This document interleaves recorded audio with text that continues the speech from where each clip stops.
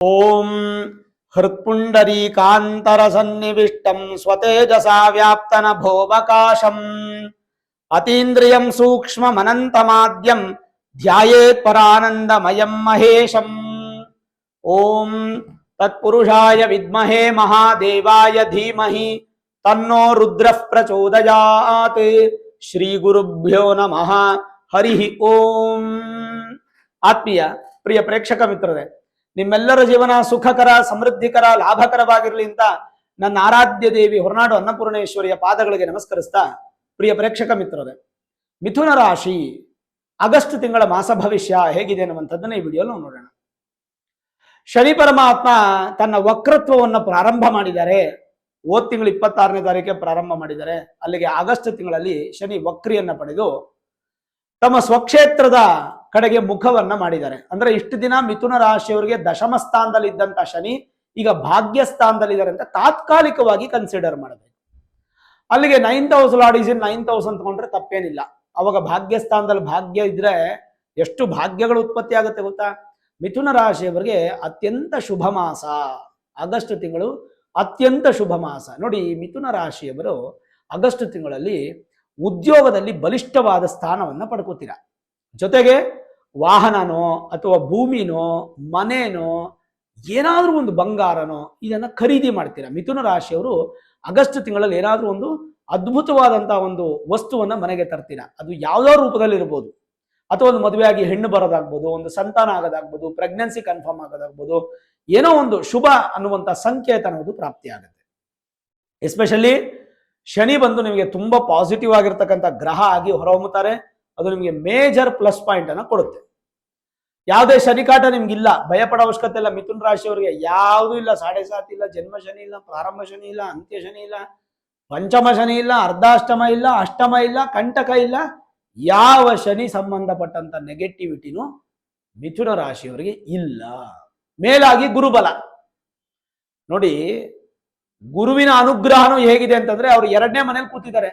ಧನ ಸ್ಥಾನ, ಕುಟುಂಬ ಸ್ಥಾನ, ವಾಕ್ ಸ್ಥಾನ, ವಿದ್ಯಾಸ್ಥಾನ, ಹೀಗೆ ಆ ಸ್ಥಾನವನ್ನ ಆಕ್ಟಿವೇಟ್ ಮಾಡಿ ಇಟ್ಟಿದ್ದಾರೆ ನಿಮಗೆ ಮಿಥುನ ರಾಶಿಯವರಿಗೆ. ಕಳೆದ 2 ತಿಂಗಳಾಯ್ತು ನಿಮಗೆ ಗುರುಬಲ ಬಂದು. ಈಗಾಗಲೇ ಸ್ವಲ್ಪ ಮಟ್ಟಿಗೆ ಪಾಸಿಟಿವ್ ಉತ್ಪತ್ತಿ ಆಗ್ತಾ ಇರುತ್ತೆ. ಇನ್ನೇನು ಅಧಿಕವಾದಂತ ಪಾಸಿಟಿವ್ ಬರೋದಕ್ಕೆ ತುಂಬಾ ದೂರ ಇಲ್ಲ. ಹಾಗಾಗಿ ಚಿಂತೆ ಮಾಡೋ ಅವಶ್ಯಕತೆ ಇಲ್ಲ. ಗುರು ನಿಮಗೆ ಸ್ಟ್ರಾಂಗ್. ಮೇಲಾಗಿ ನಿಮಗೆ ಸಪ್ತಮ ಹಾಗೂ ದಶಮ ಸ್ಥಾನಾಧಿಪತಿ. ದಶಮ ಅಂದ್ರೆ ವೃತ್ತಿ ಅಂದ್ರೆ ಉದ್ಯೋಗ, ಸಪ್ತಮ ಅಂದ್ರೆ partnership business plus life partner. ಹುಡುಗ ಹುಡುಕ್ತಾ ಇದ್ದೀರಾ ಸಿಕ್ಬಿಡುತ್ತೆ, ಹುಡುಗಿ ಹುಡುಕ್ತಾ ಇದ್ದೀರಾ ಸಿಕ್ಬಿಡುತ್ತೆ. ಈ ತಿಂಗಳು 12ನೇ ತಾರೀಕು ನಂತರ ಎಲ್ಲ ಶುಭನೇ. ಸ್ಪೀಡ್ ಆಗುತ್ತೆ ನಿಮ್ ಕೆಲಸಗಳು. ಆಗಸ್ಟ್ 12ನೇ ತಾರೀಕು ನಂತರ ಅದ್ಭುತವಾದಂತ ಸ್ಪೀಡ್ನೆಸ್ ಇರುತ್ತೆ ನಿಮಗೆ ಮಿಥುನ ರಾಶಿಯವರಿಗೆ. ಯುಟಿಲೈಸ್ ಮಾಡ್ಕೊಳ್ಳಿ, ಖಂಡಿತ ಸಕ್ಸಸ್ ಆಗ್ತೀರಾ, ಅದ್ರಲ್ಲಿ 2 ಮಾತಿಲ್ಲ. ಸರಿ, ಹಾಗಾದ್ರೆ ಗ್ರಹ ಸ್ಥಿತಿಗಳು ಒಂದೊಂದಾಗೆ ನೋಡ್ಬೇಡ. ಶುಕ್ರ ಚೆನ್ನಾಗಿಲ್ಲ ಮಿಥುನ ರಾಶಿಯವರಿಗೆ. ಶುಕ್ರ ಚೆನ್ನಾಗಿಲ್ಲ. ಯಾಕೆ ಅಂತಂದ್ರೆ 1ನೇ ತಾರೀಕು, ಆಗಸ್ಟ್ 1ನೇ ತಾರೀಕು ಶುಕ್ರ ತನ್ನ ನೀಚ ಸ್ಥಾನಕ್ಕೆ ಬರ್ತಾರೆ. ಮಿಥುನ ರಾಶಿಗೆ ಅಧಿಪತಿ ಬುಧ, ಬುಧನಿಗೆ ಇನ್ನೊಂದು ಮನೆಗೆ ಶುಕ್ರ ಬಂದು ಕುತ್ಕೋತಾರೆ. ಹಾಗಾಗಿ ಶುಕ್ರ ಬುಧನಿಗೆ ಮಿತ್ರನಾದ್ರಿಂದ ನಿಮಗೆ ಶುಕ್ರನಿಂದ ನೆಗೆಟಿವ್ ಆಗೋದಿಲ್ಲ. ಶುಕ್ರ ಬುಧ ಇಬ್ರು ಕ್ಲೋಸ್ ಫ್ರೆಂಡ್ಸ್. ನಿಮ್ಮ ರಾಶಿಯಾಧಿಪತಿ ಯಾರು? ಬುಧ. ಹಾಗಾಗಿ ಮಿಥುನ ರಾಶಿಗೆ ಶುಕ್ರ ನೀಚನಾದ್ರೂ ಕೂಡ ಅದ್ರ ನೆಗೆಟಿವ್ ಆಗಲ್ಲ. 12th house ಮತ್ತೆ 5th house ನಿಮ್ಗೆ ಆಕ್ಟಿವ್ ಆಗದೆ ಹೋಗ್ಬೋದು ಹೊರತು ಲಾಸ್ ಅಂತೂ ಆಗಲ್ಲ. ಅಲ್ಲಿಗೆ ಒಂದು ಮೇಜರ್ ಪ್ಲಸ್ ಪಾಯಿಂಟ್. ಶುಕ್ರ ನೆಗೆಟಿವ್ ಆದ್ರೂ ಮಿಥುನ ರಾಶಿಗೆ ಅಪ್ಲೈ ಆಗಲ್ಲ. ಅಲ್ಲಿಗೆ ಶುಕ್ರನೂ ಪಾಸಿಟಿವ್ ಅನ್ಕೋಬೇಕು ನೀವು, ಗುರುನೂ ಪಾಸಿಟಿವ್ ಇದ್ದಾರೆ, ಶನಿನೂ ಪಾಸಿಟಿವ್ ಇದ್ದಾರೆ, ತೊಂದರೆ ಏನಿಲ್ಲ. ಇನ್ನು ವಿಶೇಷವಾಗಿ 2ನೇ ತಾರೀಕು ಕುಜ ನಿಮ್ಮ ರಾಶಿಗೆ ಪ್ರವೇಶ ಮಾಡ್ತಾರೆ. ತಾತ್ಕಾಲಿಕವಾದಂಥ ಕುಜ ದೋಷ ಬರುತ್ತೆ. ನಿಮಗೆ ಲಾಭ ಸ್ಥಾನಾಧಿಪತಿ ಹಾಗೂ ಋಣ ರೋಗ ಶತ್ರು ಸ್ಥಾನಾಧಿಪತಿಗೆ ಅಧಿಪತಿ ಯಾರು ಅಂತಂದ್ರೆ ಅದು ಕುಜ. ಲಾಭ ಸ್ಥಾನದ ಅಧಿಪತಿ ನಷ್ಟದಲ್ಲಿದ್ದಾಗ ಸ್ವಲ್ಪ ನೀವು ಸಂಪಾದನೆ ಮಾಡುವಂಥದ್ದು ನೀವು ಉಳಿಸಕ್ಕಾಗಲ್ಲ ಅಂತ ಹೇಳ್ಬೋದೇ ಬಿಟ್ರೆ ಸಂಪಾದನೆಗೆ ಏನು ತೊಂದರೆ ಅಡ್ಡಿ ಮಾಡಲ್ಲ. ಚೆನ್ನಾಗಿ ಸಂಪಾದನೆ ಆಗುತ್ತೆ. ಖರ್ಚು ಕಮಿಟ್ಮೆಂಟ್ ಹಾಗೇ ಇರುತ್ತೆ.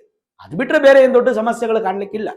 ಮೇಲಾಗಿ ಒಂದು ಪಾಸಿಟಿವ್ ಎನರ್ಜಿ ಅನ್ನೋದು ಉತ್ಪತ್ತಿಯಾಗಿ ಅದು ನೆಕ್ಸ್ಟ್ ಲೆವೆಲ್ಗೆ ರೀಚ್ ಆಗುತ್ತೆ, ಅದರಲ್ಲಂತೂ ಡೌಟ್ ಇಲ್ಲ. ಸ್ವಲ್ಪ ಮಟ್ಟಿಗೆ ಆರೋಗ್ಯದ ಕಡೆ ಗಮನ ಕೊಡಿ. ರಕ್ತ, ಮೂಳೆ, ಮಾಂಸ ಇದ್ರ ಕಡೆ ಗಮನ ಕೊಡಿ. ದೇಹದಲ್ಲಿ ಮಾಂಸಖಂಡಗಳಿಂದ ಸ್ವಲ್ಪ ಹಿಂಸೆ ಆಗುತ್ತೆ, ಮೂಳೆಯಲ್ಲಿ ಬಲ ಕಮ್ಮಿ ಆಗುತ್ತೆ. ರಕ್ತ ಶುದ್ಧಿ ಮಾಡ್ಕೊಳ್ಳಿ. ಸಾಧ್ಯವಾದ ಹಿಮೋಗ್ಲೋಬಿನ್ ಚೆಕ್ ಮಾಡಿಕೊಂಡು ಬ್ಯಾಲೆನ್ಸ್ಡ್ ಆಗಿದೆಯಾ ಅಂತ ಚೆಕ್ ಮಾಡ್ಕೊಳ್ಳಿ ಮಿಥುನ ರಾಶಿಯವರು. ಅಷ್ಟು ಬಿಟ್ರೆ ಬೇರೆ ಏನು ಅಧಿಕವಾದಂಥ ಭಯ ಪಡೋ ಅವಶ್ಯಕತೆ ಅಂತೂ ಇಲ್ಲ. ಇನ್ನು ತೃತೀಯದಲ್ಲಿ ಕೇತು, ಭಾಗ್ಯದಲ್ಲಿ ರಾಹು ಇದ್ದಾರೆ. ಅದು ಹೀಗೆ ಇರ್ತಾರೆ. ಈ ವರ್ಷ ಡಿಸೆಂಬರ್ವರೆಗೂ ಇರ್ತಾರೆ. ಅದ್ರ ಬಗ್ಗೆನೂ ತಲೆ ಕೆಡಿಸ್ಕೊಳ್ಳೋ ಅವಶ್ಯಕತೆ ಇಲ್ಲ. ಹಾಗಾದ್ರೆ ಏನ್ ನೆಗೆಟಿವ್ ಇಲ್ವಾ? 17ನೇ ತಾರೀಕು ಇನ್ನೊಂದು ಪಾಸಿಟಿವ್ ಇದೆ. ಏನಪ್ಪಾ ಅಂದ್ರೆ ಸೂರ್ಯ 2ನೇ ಮನೆಯಲ್ಲಿದ್ದಂತ ಸೂರ್ಯ 3ನೇ ಮನೆಗೆ ಹೋಗಿ ಸ್ವಕ್ಷೇತ್ರಕ್ಕೆ ಬಂದು ಕೂತ್ಕೋತಾರೆ. ಅದು ಮೇಜರ್ ಪ್ಲಸ್ ಪಾಯಿಂಟ್. ಆರೋಗ್ಯಕಾರಕ ಪ್ಲಸ್ ಅಧಿಕಾರಕ್ಕೆ ಅಧಿಪತಿ ಆಗಿರತಕ್ಕಂತ ಸೂರ್ಯ ತಮ್ಮ ಸ್ವಕ್ಷೇತ್ರಕ್ಕೆ ಬರ್ತಾರೆ. ತೃತೀಯ ಸ್ಥಾನಕ್ಕೆ, ಧೈರ್ಯ ಸ್ಥಾನಕ್ಕೆ ಬರ್ತಾರೆ.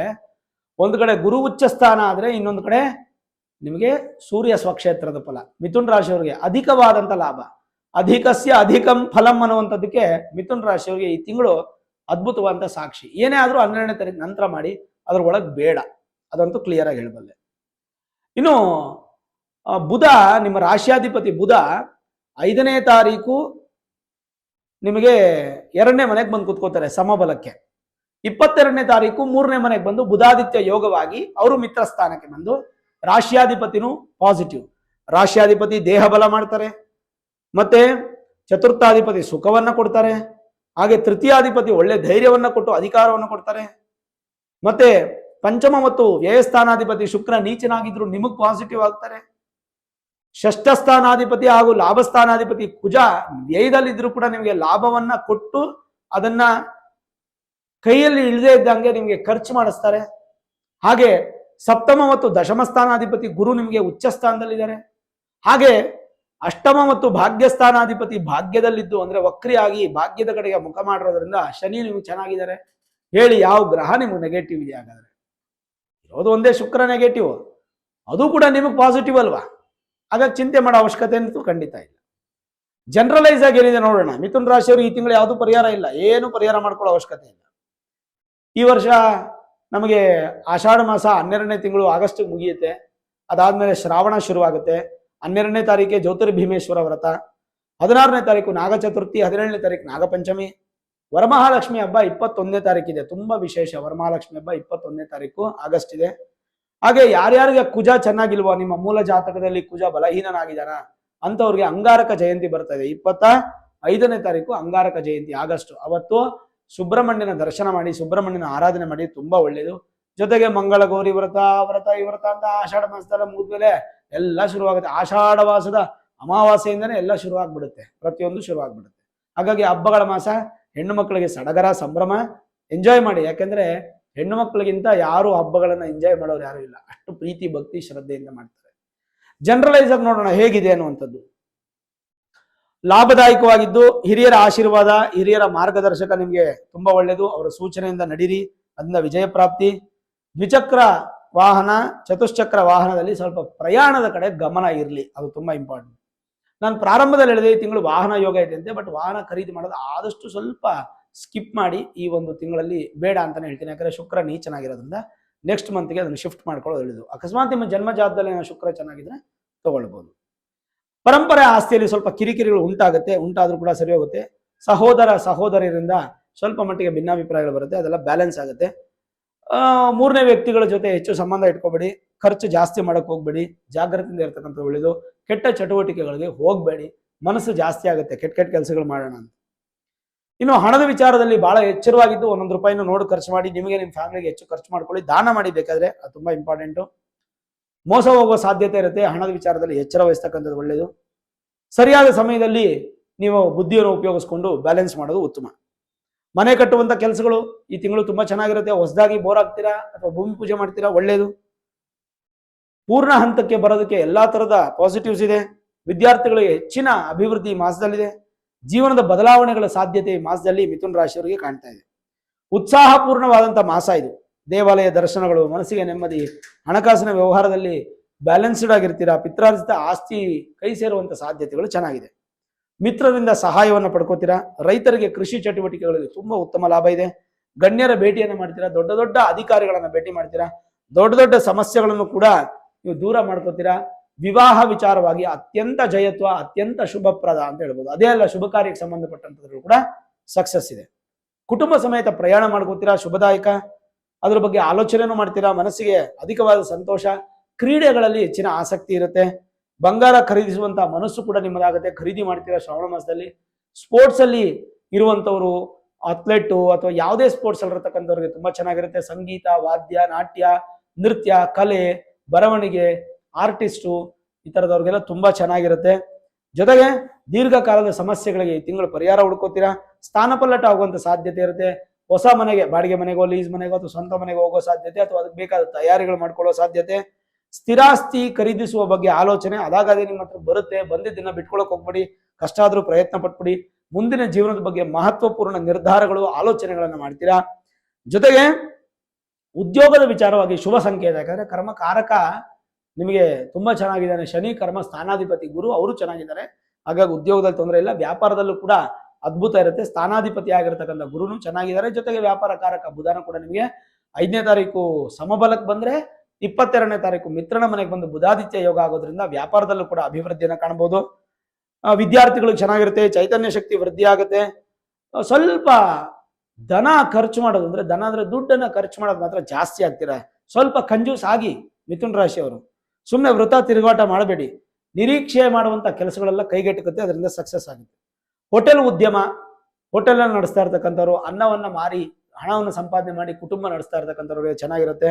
Lodge, party halls, choultry, Kalyana Mantapa, ದೇವಸ್ಥಾನ, ಈ ತರದೆಲ್ಲ ಸಕ್ಸಸ್ ಆಗುತ್ತೆ. ಅಂದ್ರೆ ಈಗ ಕಲ್ಯಾಣ ಮಂಟಪ ಇಟ್ಕೊಂಡಿರೋರಿಗೆ, ಲಾಡ್ಜ್ಗಳು ನಡೆಸ್ತಾ ಇರ್ತಕ್ಕಂಥವ್ರಿಗೆಲ್ಲ ಈ ತಿಂಗಳು ಸ್ವಲ್ಪ ಪಾಸಿಟಿವ್ ಇರುತ್ತೆ. ಮನರಂಜನಾ ಕಾರ್ಯಕ್ರಮಗಳಲ್ಲಿ ಹೆಚ್ಚು ತೊಡಗ್ತೀರಾ. ಮನಸ್ಸಿಗೆ ಆನಂದದ ಮಾಸವಾಗಿರುತ್ತೆ. ಓವರ್ ಆಲ್ ನೋಡಿದಾಗ ಮಿಥುನ ರಾಶಿಯವರಿಗೆ ಎಲ್ಲಾ ಗ್ರಹಗಳು ನಿಮ್ಗೆ ಸಪೋರ್ಟ್ ಮಾಡ್ತಾ ಇದೆ, ಎಕ್ಸೆಪ್ಟ್ ಶುಕ್ರ. ಬಟ್ ಆ ಶುಕ್ರನು ನಿಮಗೆ ಮಿತ್ರನಾದ್ರಿಂದ, ಅಂದ್ರೆ ನಿಮ್ಮ ರಾಶಿಯಾಧಿಪತಿ ಬುಧನಿಗೆ ಮಿತ್ರನಾದ್ರಿಂದ ಸಮಸ್ಯೆ ಅಂತೂ ಕೊಡಲ್ಲ. ಪ್ರಾಬ್ಲಮ್ ನಿಮಗೆ ಕೊಟ್ರೆ ತಾನೇ ನಿಮ್ ಪರಿಹಾರ ಮಾಡ್ಕೋಬೇಕು, ಸಮಸ್ಯೆ ಅಂತೂ ಕೊಡಲ್ಲ. ಹಾಗಂತ ಶುಕ್ರನಿಂದ ಅಭಿವೃದ್ಧಿ ಇರೋದಿಲ್ಲ. ನ್ಯೂಟ್ರಲ್ ಸಿಸ್ಟಮ್ ಅಲ್ಲಿ ಇರ್ತಾರೆ, ಅವರು ಬ್ಯಾಲೆನ್ಸ್ಡ್ ಆಗಿರ್ತಾರೆ. ಈ ತಿಂಗಳು ಯಾವುದೇ ಪರಿಹಾರಗಳು ಬೇಡ. ಅಂಗಾರಕ ಜಯಂತಿ 25ನೇ ತಾರೀಕು ಸುಬ್ರಹ್ಮಣ್ಯನ ದರ್ಶನ ಮಾಡಿ, ವ್ರತಗಳೆಲ್ಲ ಮಾಡಿ ಸಂತೋಷವಾಗಿ, ಅಭಿವೃದ್ಧಿಯಾಗಿ ಸಂತೋಷವಾಗಿ ಮಾಡಿ. ವ್ರತದ ಬಗ್ಗೆ ಸ್ಪೆಷಲ್ ವಿಡಿಯೋನು ಮಾಡ್ತೀನಿ, ಅದನ್ನು ನೀವು ಮಿಥುನ ರಾಶಿಯವರು ತಿಳ್ಕೊಂಡು ಅದರಂತೆ ಎಲ್ಲವನ್ನ ಮಾಡಿ. ಭಗವಂತ ನಿಮಗೆ ಯಥೇಚ್ಛವಾದ ಪುಣ್ಯ ಫಲ, ವಿಶೇಷವಾದಂಥ ಅಭಿವೃದ್ಧಿ, ಸಂತೋಷ, ಸಡಗರ, ಸಂಭ್ರಮ ಕೊಡ್ತಾನೆ. ನಾನೆಲ್ಲ ಹೇಳ್ತಾ ಇದ್ದೀನಿ ಮಿಥುನ ರಾಶಿಯವರಿಗೆ ಅದ್ಭುತ, ಅದ್ಭುತ, ಮಹಾದ್ಭುತ ಅಂತ ಹೇಳ್ತಾ ಇದ್ದೀನಿ. ಬಟ್ ನಿಮ್ಗೆ ಏನಾದ್ರೂ ನೆಗೆಟಿವ್ ಆಗ್ತಾ ಇದ್ರೆ, ಇಲ್ಲ ಗುರುಗಳೇ ನೀವು ಹೇಳ್ತಾ ಇರೋದು ನೆಗೆಟಿವ್ ಆಗ್ತಾ ಇದೆ ಅಂತ ಅನ್ಸಿದ್ರೆ, ಅವಾಗ ನಿಮ್ಮ ಮೂಲ ಜಾತಕವನ್ನ ಒಮ್ಮೆ ನುರಿತ ಜ್ಯೋತಿಷ್ಯರಿಗೆ ತೋರಿಸ್ಕೊಂಡು Vedic astrology, higher astrology predictions ಅನ್ನ ಮಾಡಿಸಿ, ಏನಾದ್ರೂ ಸುಲಭ ಪರಿಹಾರಗಳಿದ್ರೆ ಮಾಡ್ಕೊಳ್ಳಿ. ಈ ಒಂದು ಗೋಚಾರದ ಫಲವನ್ನ ಎಂಜಾಯ್ ಮಾಡಿ. ಆಗಸ್ಟ್ ತಿಂಗಳು ಮಿಥುನ ರಾಶಿಯವರಿಗೆ ಅದ್ಭುತವಾಗಿದೆ.